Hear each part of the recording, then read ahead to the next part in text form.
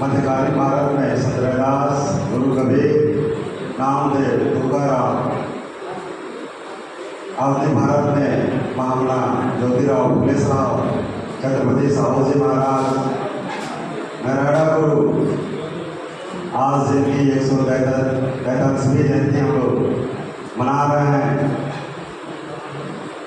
महान सामाजिक क्रांतिकारी पेरियार रामासामी नायकर साहब,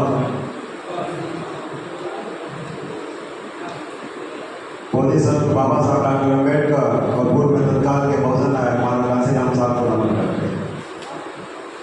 साथियों, इसके साथ ही साथ इस कार्यक्रम में उपस्थित बहुजन समाज के स्कॉलर, बुद्धिजीवी, मुख्य अतिथि माननीय सुमेर साहब, हम लोग का अभिभावक माननीय चेती माटी पटेला साहब, माननीय सुदर्शन कुशवाहा साहब, हमारे प्रिय मित्र डॉक्टर आरती गौतम जी, माननीय राजू यादव जी और बलिया से चलकर आए निशांत राज जी, गाजीपुर से चलकर आए पूज्य बंदे,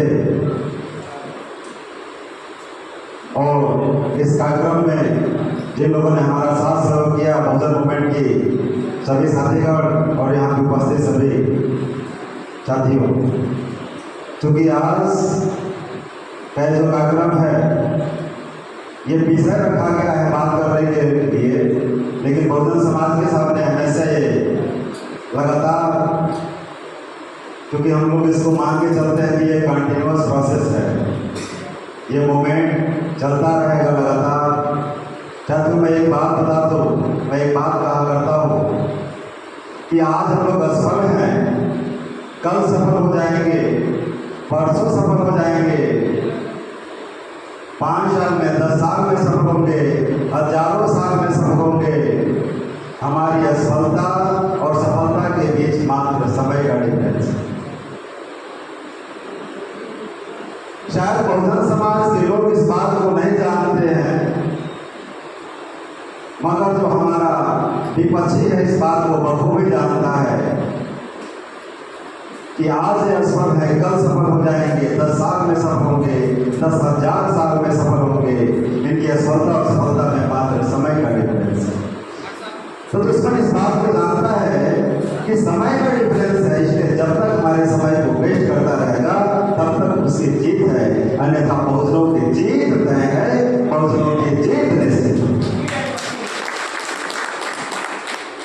लेकिन बहुजन समाज के लोग इस बात को मान चुके हैं कि ये मूवमेंट का काम कॉन्टिन्यूअस प्रोसेस है, इसलिए हम पूरी एनर्जी के साथ काम नहीं करते।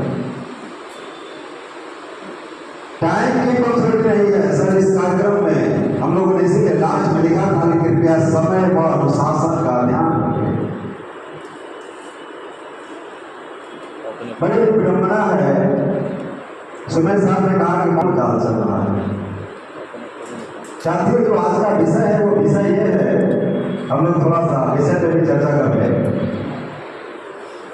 आज का विषय है कि कांग्रेस के द्वारा चलाए गए आंदोलन से इस देश में डेमोक्रेसी नहीं बल्कि ब्राह्मणोक्रेसी है। साथियों, ये स्टेटमेंट पेरियार मतलब होता है महान सामाजिक क्रांतिकारी रामासामी साहब ने, उन्होंने नायकर अपने नाम से हटा दिया था क्योंकि यह जाति का प्रतिबिंब सिंबल, नायकर को उन्होंने हटा दिया। यह जाति का प्रतिबिंब था, इसलिए नायकर को हटा दिया था उन्होंने 1925 में इस बात को कहा था, इस बात को समझ लिया था, तब कहा था। क्या कहते हैं कि कांग्रेस के द्वारा चलाए गए आंदोलन से इस देश में डेमोक्रेसी नहीं बल्कि ब्राह्मणोक्रेसी है। क्या कहा? डेमोक्रेसी नहीं बल्कि ब्राह्मणोक्रेसी आएगी। साथियों, बाबा साहब डॉक्टर अम्बेडकर भी उसी क्रम में एक बात करते हैं। क्या करते हैं? लोकतंत्र और ब्राह्मण तंत्र एक साथ नहीं रह सकते। अगर इस देश में लोकतंत्र रहेगा तो ब्राह्मण तंत्र जीवित नहीं रह सकता, उसकी मृत्यु हो जाएगी। और अगर इस देश में ब्राह्मण तंत्र रहेगा तो इस देश में लोकतंत्र नहीं रह सकता। शायद इस बात को आगे बढ़ाते हुए हमारे कांसीराम साहब कहते हैं, हम इस देश में अस्थायी बदलाव नहीं चाहते हैं, अस्थायी बदलाव नहीं चाहते हैं, हम अस्थायी बदलाव चाहते हैं। कांसीराम साहब ने कहा, हम इस देश में अस्थायी बदलाव नहीं चाहते हैं, हम अस्थायी बदलाव चाहते हैं। इसलिए बहुजनों की राजनीति को सफल करने के लिए भाजपा और कांग्रेस का खात्मा जरूरी है।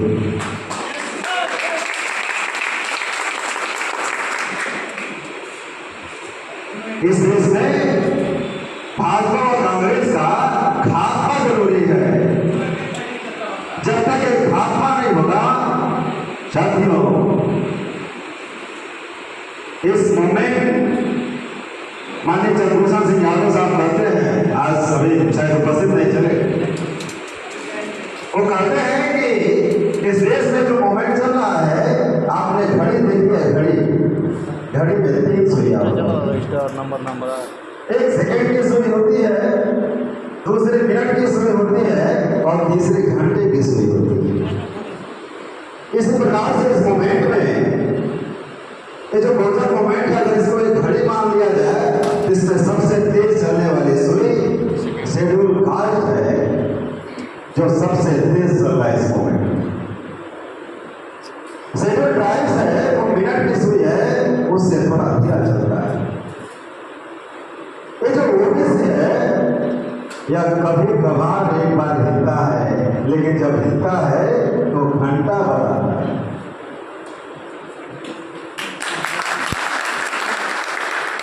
और देर से हिलता है, मगर जब हिलता है तो घंटा बजाता है, लेकिन 12 को बजता है। जब तीनों सुइयां एक साथ होती है, एक सीट में होती है, तब 12 बजता है। साथियों, अब तक जो तथाकथित आजादी इस देश में है, इस देश को तथाकथित आजादी मिलने के बाद इस देश में जो राजनीति है, जिसको भय की राजनीति कहते हैं, इस देश के मुसलमान साथियों ने, और इस देश में मुसलमानों ने भय की राजनीति किया, और उस भय की राजनीति करने की वजह से इस देश में मुसलमानों का कोई स्वतंत्र लीडरशिप, कोई स्वतंत्र पार्टी, राष्ट्रव्यापी संगठन इस तरह का कोई निर्माण नहीं कर पाए। जो उसका दुश्मन इसको मानते हैं, उसके विरोध में जो जिताने वाली पार्टी है उसके साथ सम्मिलित हो गए। इसलिए इस देश में आज तक मुसलमानों का कोई राष्ट्रीय स्तर का संगठन, पार्टी और कोई स्वतंत्र लीडरशिप पैदा नहीं हो पाया। साथियों, मैं आपको चेताना चाहता हूं, इस बहुजन मूवमेंट में जो सबसे तेज चलने वाले लोग हैं, वो हजारों साल से इस लड़ाई को लड़ रहे हैं। बहुत साल लाख लपट की बात, हजारों साल से इस लड़ाई को लड़ रहे हैं। कभी हम उसको डिफीट करते हैं, कभी वो हमको डिफीट करते हैं, कभी हम उसको डिफीट करते हैं, कभी वो हमको डिफीट करते हैं।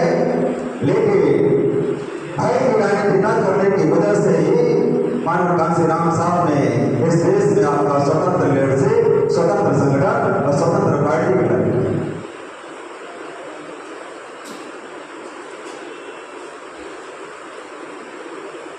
साथियों, मैं अभी एक कुछ बात आपको सामने दिखाई देगा कि नहीं समझ में आ रहा है।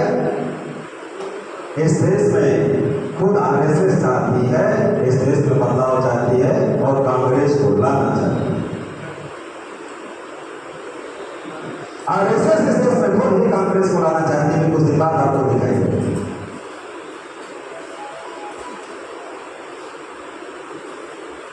साथियों, भय की राजनीति, भय का संगठन, भय का मूवमेंट, ये सब बहुजन मूवमेंट है, भय के आधार पर खड़ा किया गया मूवमेंट नहीं है। अन्यथा बाबा साहब को प्राचीन भारत में क्रांति और प्रतिभा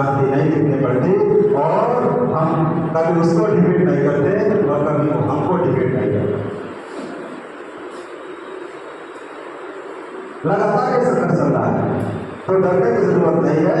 ऐसी बहुत सारी बातें हैं। आज समय को ध्यान रखते हुए हम अपनी बात को इस बात के सवाल समाप्त करना चाहते हैं कि अभी ये जो कार्यक्रम है, जो विषय है, ये विषय पूरे देश में हम लोग चलाएंगे।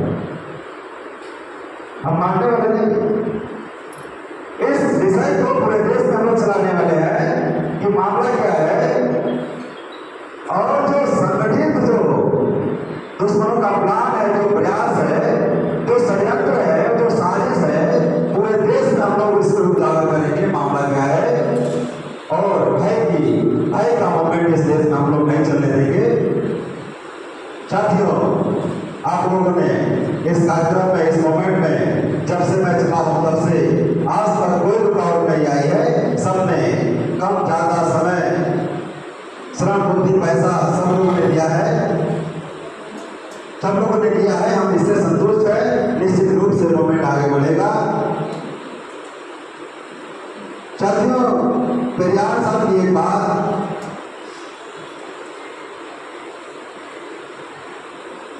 पेरियार साहब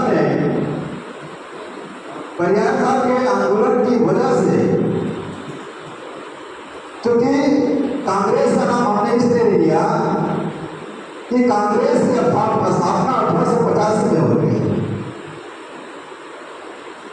उसके पीछे भी कांग्रेस की स्थापना को लेकर के वो जो संदर्भ है उसको समझना जरूरी है, अन्यथा आपको समझ नहीं आएगा। साथियों, कांग्रेस के बाद इस देश में आरएसएस बनाई जाती है। जो आरएसएस को बनाने वाले लोग हैं वो कांग्रेस के सदस्य थे। जो इस देश में कम्युनिस्ट आंदोलन चला, उसको बनाने, उस संगठन को चलाने वाले, उस मूवमेंट को चलाने वाले कांग्रेस के सदस्य थे। इस देश में जो समाजवाद के नाम पर मूवमेंट आया है वो लोग कांग्रेस के सदस्य थे। साथियों, अमृत लागे जाकर के गीता का प्रवचन करते थे। साथियों, ऐसी पूरी बातें हैं, बहुत सारी बातें हैं जिनको हम लोग अगले कार्यक्रम में खुल करके बात करेंगे। मैं अपना अमूल्य समय जो हमारी अध्यक्षता कर रहे हैं डॉक्टर गौरव कुमार साहब, मैं उनको अपना समय देता हूँ और बाकी फिर हम लोग इस सब्जेक्ट को रख करके दोबारा हम लोग बातचीत करेंगे। और सभी आप लोगों ने जैसे सब कुछ दिया, अमूल्य अपना आने वाले समय में हम लोग समय देंगे।